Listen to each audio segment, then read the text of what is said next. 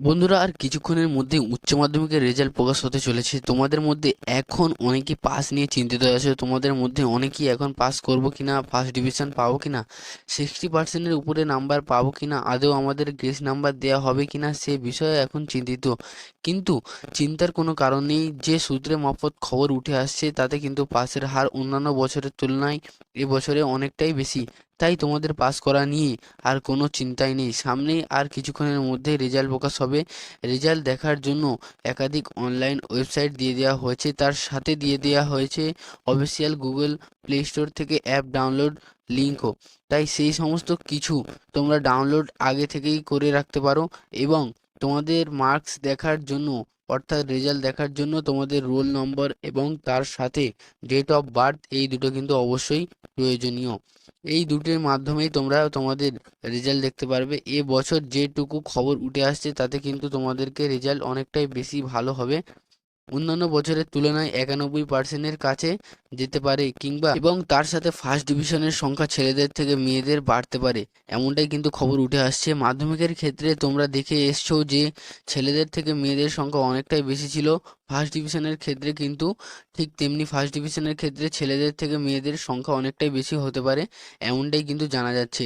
এবং তার সাথে গ্রেস নাম্বার ভুঁড়ি ভুঁড়ি করে দেওয়া হয়েছে। যদি কোনো ছাত্রছাত্রী কম নাম্বার পেয়ে থাকে তাদের গ্রেস নাম্বার দিয়ে পাস করানো হয়েছে, অল্প নাম্বার পেলেও পাস করানো হয়েছে। এই সমস্ত বিষয়ের উপর বেশি করে ফোকাস করা হয়েছে, কারণ যদি কোনো ছাত্রছাত্রী কোনো কারণে অকৃতকার্য হয়ে যায় তাহলে তাকে নতুন সেমিস্টারের মধ্যে দিয়ে পরীক্ষা দিতে হবে।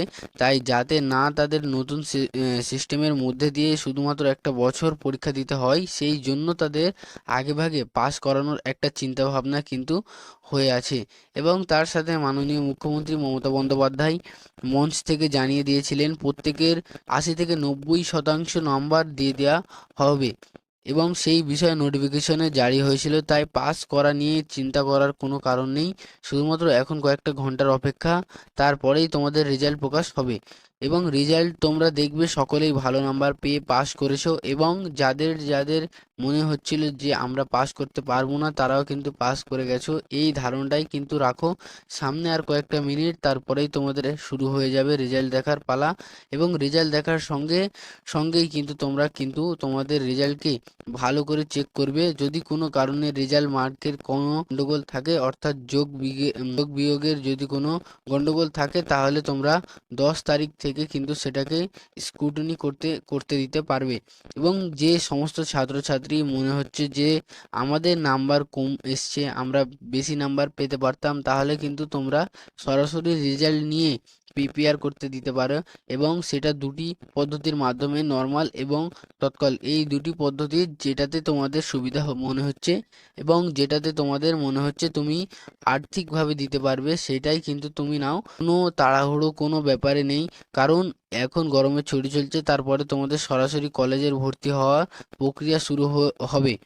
এখন থেকে অত তাড়াহুড়ো কোনো বিষয় নেই, এবং রেজাল্ট নিয়ে চিন্তা করার কোনো কারণ নেই। সকলেই রেজাল্ট ভালো হবে, বেস্ট অফ লাক। তাই একটু সময় ধৈর্য করে থাকো, এবং তার সঙ্গে যদি তোমাদের ভিডিওটা ভালো লেগে থাকে তবে লাইক করো, শেয়ার করো এবং সাবস্ক্রাইব করো। তার পাশাপাশি তোমাদের মতামত কমেন্টের মাধ্যমে জানাও। ভালো থাকো, সুস্থ থাকো, ধন্যবাদ।